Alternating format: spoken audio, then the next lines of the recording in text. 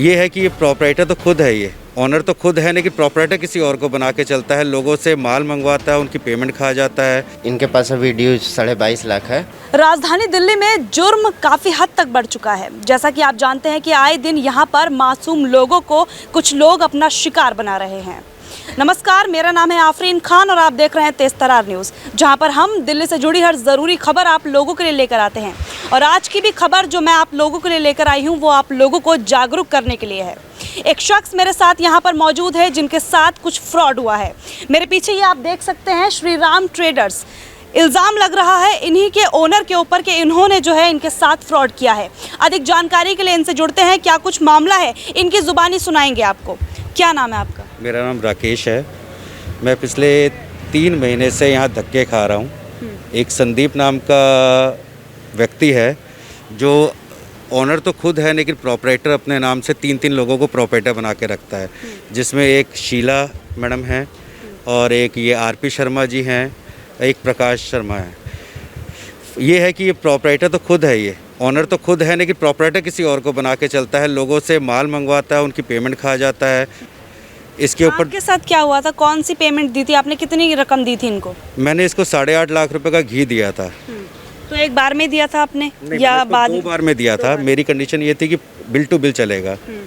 मैंने उसको पहला बिल दिया, जब दूसरा माल उसको दिया मैंने, तो अगले ने उसकी भी पेमेंट नहीं करी और पहले वाले को जो चेक दिया वो डिसऑनर करवा दिया। आज मैं 3 महीने से सुभाष पैलेस थाने में धक्के खा रहा हूँ। कोई पुलिस मेरी सुनवाई नहीं कर रही, मेरे केस को रजिस्टर तक नहीं कर रही। सिर्फ एक कंप्लेंट बना के दे दिया, उसके ऊपर स्टैंप लगा के दे दिया, डेट सेट, और उसके बाद धक्के खाते जाओ, जब आओ हंस के मुस्कुरा के भेज देते हैं वापस। क्या कहती है पुलिस? कहते जी कुछ नहीं हो सकता, कुछ नहीं हो सकता। वो कहते हैं जी क्यों? वो जो शख्स है क्या ज़्यादा ताकतवर है? वो ताकतवर है तभी तो पुलिस उसका साथ दे रही है। अगर वो ताकतवर नहीं होता तो पुलिस सच्चाई का साथ देती। मैंने सारे एविडेंस पुलिस को दिए, बाकायदा वीडियो दी। मैं उसके ऑफिस में गया हूँ। कौन कौन सी वीडियोस हैं आपके पास? उसके ऑफिस में मीटिंग करते हुए मैंने उसको घी दिया, जिसकी फ़ोटोज़ न्यूज़पेपर में आ रखी है और उसकी कटिंग भी मेरे पास में है। सबसे पहले आपको स्क्रीन पर ये फ़ोटो दिखाती हूँ, यानी कि जो न्यूज़पेपर की कटिंग है जिनका ये जिक्र कर रहे हैं। सबसे पहले स्क्रीन पर इस फ़ोटो को देखिए। इसके अलावा क्या क्या सबूत हैं आप लोगों के पास? मेरे पास सबूत ये है कि मैंने आज से जून के अंदर एक कंप्लेंट रेज़ करी थी, जबकि इस पार्टी के अगेंस्ट में कम से कम 7 केसेस लगे हुए हैं, जो मेरे नोन टू भी हैं कि 7 केसेस लगे हुए हैं। कोर्ट में एक केस लगा हुआ है, उसके 42 लाख रुपए अगले ने देने हैं। लोगों को धमका के ज़बरदस्ती अवैध कब्जे करता है। इसके ऊपर तो ऑलरेडी 2-4 केस ऐसे भी लगे हुए हैं कि इन्होंने घर के अंदर घुस के कब्जा कर रखा हुआ है और किसी की चाबी ना किसी को किराया देता है, ना किसी को किस चाबी वापस कर रहा है। अभी आप एक चीज़ का जिक्र कर रहे थे कि जो भी प्रॉपर्टी ये लोग लेते हैं उसका किराया तक नहीं देते। हाँ, किराया तक नहीं देते। जो भी पता चला हमें, वो भी हमें पुलिस के थ्रू पता चला, क्योंकि पुलिस जो है वो इनडायरेक्टली वे में हमें दबा रही है। वो ये कहती है जी आप कॉम्प्रोमाइज़ कर लो या आप शांत बैठ जाओ, कहीं आपको दिक्कत ना हो जाए। पुलिस कहती है? पुलिस कहती, बल्कि उनकी तरफ से, जब कल कंप्लेनर मैं हूँ, मैंने कंप्लेंट करी, लेकिन उनकी तरफ से किसी पुलिस वाले का फ़ोन आके मुझे बुलाया जाता है थाने में और मुझे धमकाया जाता है कि आप क्यों फिजूल में पंगे में पड़ रहे हो। तो आपने, जैसे अभी आपने कहा कि आपने कंप्लेंट डाली, तो क्या आप आला अधिकारियों के पास पहुँचे इस मामले को लेकर? मैं आला अधिकारी तो जिस आईओ के पास केस है उसके पास तो मैं कम से कम 8 से 10 बारी चक्कर काट चुका हूँ, लेकिन मुझे कोई रिस्पांस नहीं मिला। मतलब कोई रिस्पांस नहीं मिला, कहने का मतलब मैं अपनी कंप्लेंट को एफआईआर रजिस्टर करवाना चाहता हूँ, मेरी कंप्लेंट को कोई एफआईआर करके राजी नहीं है। 3 महीने हो चुके हैं इस बात को? 3 महीने हो गए। मैंने 7 जून को अपनी कंप्लेंट थाने में दी थी और उसके बाद भी अभी भी मेरे पास भी 3 कंप्लेंटें और पड़ी हैं लोगों की जिनका पेमेंट रुका हुआ है, लेकिन वही है, डर के मारे कोई सामने आता नहीं है। आप उस शख्स का नाम बता सकते हैं जो भी, जिससे भी आपने डील किया है? ये अपने वैसे इसका नाम है अमरजीत, लेकिन ये सबको अपने सामने संदीप करके इंट्रोड्यूस करता है। वैसे इसका नाम अमरजीत है। आपकी मुलाकात कहाँ हुई थी इस शख्स से? मेरे को यहीं बुलाया गया था, इसने अपने ऑफिस में ही बुलाया था कि हम आपका घी बेचना चाहते हैं। मेरा कहने का मतलब है कि आपका कांटेक्ट कैसे हुआ, किसके थ्रू हुआ इन लोगों से? मेरा सेल्समैन आया था यहाँ पे, जो सेल्समैन मैंने रखा था अपने ऑफिस में, वो इसके पास आया, उसने इंट्रोडक्शन दिया, इसने मुझे बुलवाया, मेरे से मीटिंग करी, जिसकी मेरे पास फुटेज भी है और मैं अपने आईओ को दे चुका हूँ फुटेज उसकी। लेकिन फुटेज अभी आपके पास है? हाँ, मेरे मोबाइल में है फुटेज। ये मेरे से 10 लाख रुपए की कंपनसेशन कर रहा है। मेरा अमाउंट 8.5 लाख रुपए है, वो तो अगला दे नहीं रहा। कोई ऐसी बात तो नहीं है जो आप छुपा रहे हो? नहीं, ऐसी तो कोई बात नहीं जो मैं छुपा रहा हूँ। मेरे पास हालांकि रिकॉर्डिंग है इस चीज़ की, मैंने वीडियो रिकॉर्डिंग करी है कि उसने मेरे से 10 लाख रुपए का कंपनसेशन मांगा। तो क्या लगता है आपको कि एक तो पैसे खा लेता है, ऊपर से दादागिरी अलग दिखाता है? दादागिरी अलग है और पुलिस की इसकी ज़्यादा सुनती है, ना कि किसी आम आदमी की। वो क्या रीज़न है उसके पीछे मैं नहीं कह सकता उस चीज़ को, क्योंकि ये चीज़ तो मैं 3 महीने से भुगत रहा हूँ कि मेरी कंप्लेंट जायज़ होने के बाद भी, सब कुछ लीगल प्रूफ होने के बाद भी मेरे केस को रजिस्टर्ड नहीं कर रहे, मेरे को एफआईआर मेरी लॉन्च नहीं कर रहे और मेरा साथ कोई नहीं दे रहा। मतलब अभी क्या मांग है आपकी? कि मेरे केस को रजिस्टर किया जाए, एफआईआर लॉन्च की जाए और देखा जाए। और आरोपी के खिलाफ क्या कार्रवाई चाहते हैं?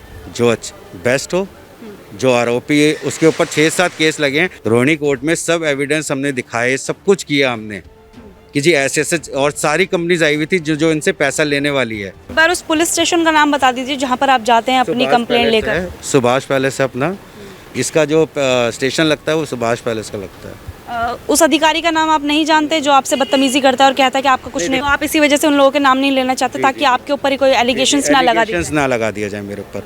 बाकी सच ये है कि मेरे पास सारे एविडेंस है, मेरे पास बिल्स हैं, ईवे बिल हैं, मेरे पास सब कुछ है जो मैंने उसको दिया है। उसकी व्हाट्सअप स्टेटस की फ़ोटो भी है, सब कुछ है। लेकिन मुझे ये समझ में नहीं आ रहा कि पुलिस वाले मेरी कंप्लेंट को एफआईआर क्यों नहीं लॉन्च कर रहे मेरी। ये सारे सबूत आपने पेश करे पुलिस वालों के सब सामने? कुछ दे रखा है, सब बावजूद भी कोई कार्रवाई नहीं? कोई कार्रवाई नहीं है मेरी। और मेरे जैसे कम से कम मैं आपको 6 बंदों से आपको इंट्रोड्यूस करा सकता हूँ जो इसके चक्कर में धक्के खा रहे हैं। किसी को 4 महीने हो गए, किसी को 5 महीने हो गए। बदमाशी किसी से करता है तो वो चुप बैठ जाता है। और इसके साथ में एक इसकी वो है शीला मैडम, जो ये दोनों मिलके मास्टरमाइंड का गेम खेलती हैं। एक ये वो लेडी है जो, ये दोनों मास्टरमाइंड है, ये लोगों से पैसा लेके, उनसे माल लेके और ये धक्के खिलवाते हैं। अभी ये लोग कहाँ हैं, कोई आइडिया? इन्होंने पता नहीं, मुझे पता चला है कि इन्होंने बेल लगा रखी है अपनी, ना ये अपने घर पे है ना ये अपने ऑफिस में है। ऑफिस भी इन्होंने बंद कर। मुझे बताइए, कुछ चीज़ों के बीच में आपने कहा कि आपको पता लगा, आखिर कहाँ से आपको पता लगा है? जो केस चल रहा है, जैसे एक भागलपुर की पार्टी है जो पिछले 2 महीने से यहीं पे रुकी हुई है, बेचारा बिहार से आया हुआ है और वो अपने पैसों के लिए यहाँ पे धक्के खा रहा है। उससे पता चला कि जी वो पिछले 10 या 15 दिन से वो नज़र भी नहीं आ रहा। उसके घर पे भी गए, जो उसने एड्रेस दे रखा वहाँ भी देखा तो वो पूरा का पूरा फेक एड्रेस था। जिस एड्रेस पे उन्होंने जीएसटी ले रखी है वो एड्रेस ही कहीं एग्जिस्ट नहीं करता। और सबसे बड़ी बात यह है कि उसने एक ही एड्रेस पे 2-2 जीएसटी ले रखी है। जब आप ये डील कर रहे थे तो आपने थोड़ी बहुत जांच पड़ताल नहीं की थी? वो कहावत है ना, विनाश काले विपरीत बुद्धि। उसने अपने सामने मुझे ऐसे प्रेजेंट करके दिखाया कि वो सबसे बड़ा व्यापारी है। जब माल गया तो उसके बाद पता चला, जब चेक डिसऑर्डर्ड हुआ, मैंने उससे बात करी, उसने मुझे बदमाशी करी मेरे साथ में और मैंने ये कंप्लेंट पुलिस में भी दी, लेकिन उसके खिलाफ कोई भी एफआईआर रजिस्टर करने को तैयार नहीं है। जिस तरीके से आपने बताया कि उन्होंने आपको धमकी दी, आपसे 10 लाख रुपए की जो है डिमांड की गई, तो क्या आपके ऊपर कोई खतरा है अभी उन लोगों के द्वारा? मैं इसके पास अपनी पेमेंट मांगने गया तो इसने मुझे पेमेंट तो ना देने से कह दिया कि मैं आपको अपनी पेमेंट नहीं दूंगा, लेकिन मेरे से 10 लाख रुपए और डिमांड करी कंपनसेशन के नाम का, जिसकी वीडियो क्लिप मेरे पास है। मतलब मैं अपने माल के पैसे की बात करने आया हूँ, ये क्या कह रहे हैं? 10 पेटी में कह रहे हैं कंप्रोमाइज। पुलिस हमारा साथ दे और दोषी को दोषी करार साबित कर दे तो फिर मुझे नहीं लगता कि मुझे इससे कोई खतरा रहेगा। अभी तो प्रशासन इसके साथ में है, पुलिस इसके साथ में, इसलिए ये इतना चौड़ा हो रहा है। अगर इसके ऊपर हमारा, जैसे मैंने कंप्लेंट दी, अगर इसके ऊपर एफआईआर लॉन्च हो जाती है तो मुझे नहीं लगता कि मुझे कोई खतरा हो। यहाँ पर आप पुलिस की बड़ी लापरवाही मान रहे हैं? मैं बोल सकता हूँ कि कहीं ना कहीं कुछ कमी है, क्योंकि एक न्यूज़पेपर कटिंग भी है 2017 का, जिसके अंदर इसने बाकायदा रिवॉल्वर लेके सोशल मीडिया के अंदर डाला है और उस आर्टिकल के ऊपर पूरा आर्टिकल आया कि किस प्रकार ये घर पे कब्जा करता है, किस प्रकार ये घर वालों को तंग करता है, बदमाशी करता है।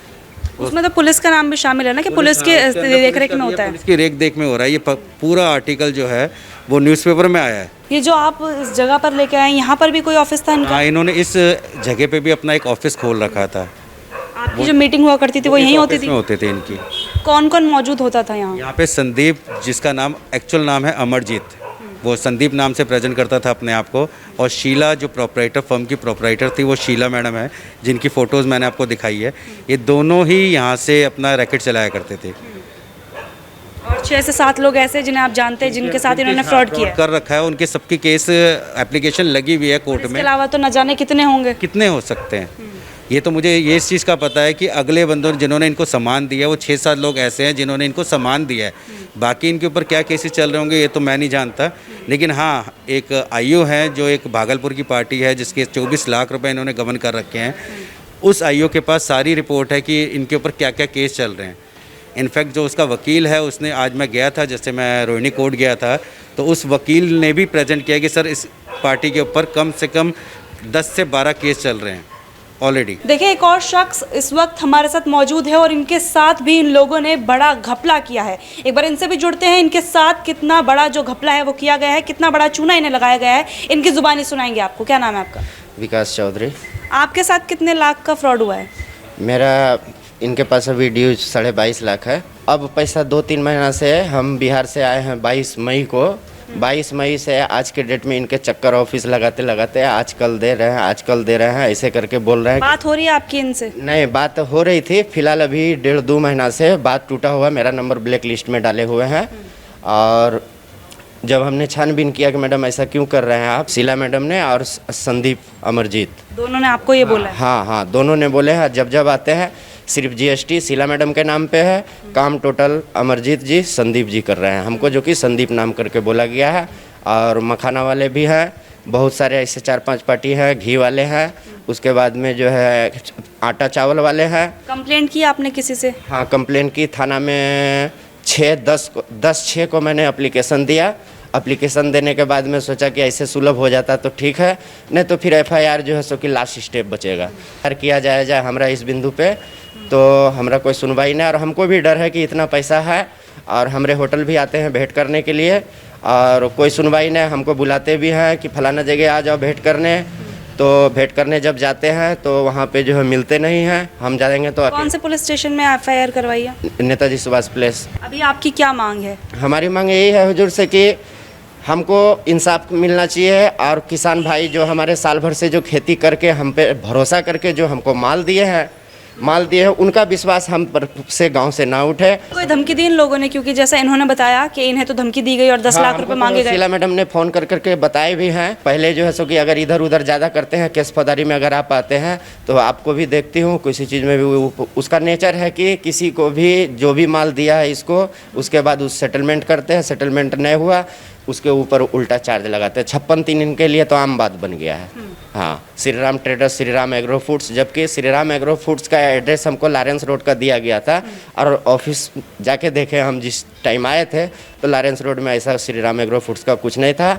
लेकिन इन्होंने, किसके थ्रू आए थे आप यहाँ पर? कैसे कांटेक्ट हुआ इनसे? नहीं, हम वहाँ पे अपना गांव में जो है ना, मक्का लोग को, मक्का जब किसान लोग से लेते हैं ना तो स्टेटस पे लगाते हैं, तो उसी में इन्होंने जो है ना, मान लीजिए फेसबुक में है तो दोस्त तो बने ही हैं, तो उसमें से सबके साथ में, जितना के साथ में भी बिजनेस किया है ना, सबका फेसबुक स्टेटस के द्वारा ही जो है सो कि बिजनेस में ये सबको फंसा करके जो है 420 खाली कर रहे हैं, सिंडिकेट चला रहे हैं ये लोग। देखिए, फिलहाल हमें 2 ऐसे शख्स मिले जो कि यहाँ पर पीड़ित हैं। एक का नाम विकास है और एक का नाम राकेश है। और इसी तरह से न जाने कितने मासूम लोगों को इन्होंने अपना शिकार बनाया होगा, इस तरीके से फ्रॉड किया होगा।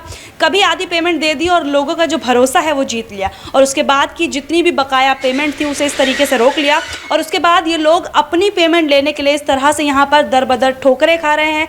पुलिस के पास जाते हैं लेकिन वहाँ भी कुछ भी हल जो है इन लोगों को नहीं मिल रहा है।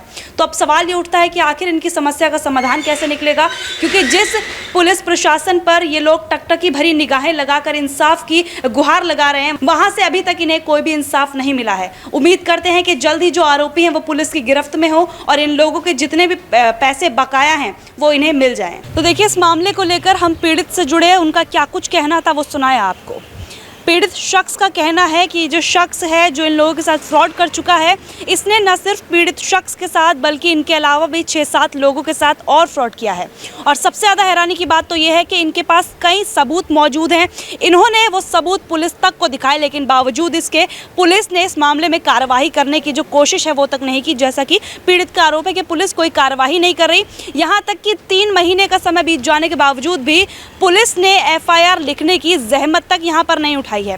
बहरहाल अगर इनके आरोपों में सच्चाई है तो इसकी जांच बनती है, क्योंकि देखिए जब इस तरीके के आरोप लगते हैं तो इनकी जांच होनी चाहिए और वो भी निष्पक्ष तरीके से होनी चाहिए। हम ये नहीं कह रहे कि ये शख्स फ्रॉड है, लेकिन जिस तरीके से आरोप लग रहे हैं, इन्होंने सबूत दिखाए हैं, उनके आधार पर आप खुद फैसला कर सकते हैं कि यह शख्स किस तरह का है। जैसा कि पीड़ित शख्स बता रहे हैं कि ये लोगों को धमकाता है। इनके खिलाफ जो पहले भी कंप्लेंट्स हैं वो दर्ज हो चुकी हैं, यानी कि जो क्रिमिनल रिकॉर्ड है वो इस शख्स का पहले से मौजूद है।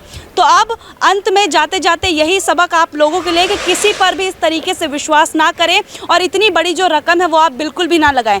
जैसा कि पीड़ित शख्स ने बताया कि उन्होंने 8.5 लाख रुपए इस व्यक्ति को दे दिए, यानी कि 8.5 लाख रुपए का जो माल है वो इस व्यक्ति को दे दिया। और इनके अलावा भी कई ऐसे लोग हैं जिन्होंने काफ़ी ज़्यादा रकम में जो माल है इनको सप्लाई किया और उसके बाद इस शख्स ने जो है पेमेंट तक नहीं की।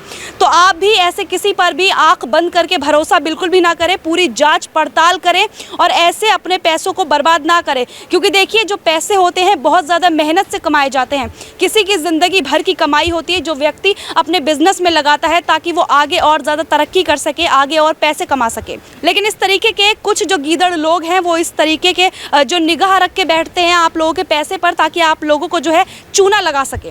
तो आप लोग ज़रा सा सावधान रहें और सतर्क रहें। इस पूरी खबर को लेकर अपनी राय ज़रूर बताइएगा। इस पूरी खबर को देखने के बाद आपको क्या लगता है, जो भी पीड़ित शख्स ने आरोप लगाए हैं उनमें कोई सच्चाई है या फिर आपको यहाँ पर दाल में कुछ काला नजर आ रहा है?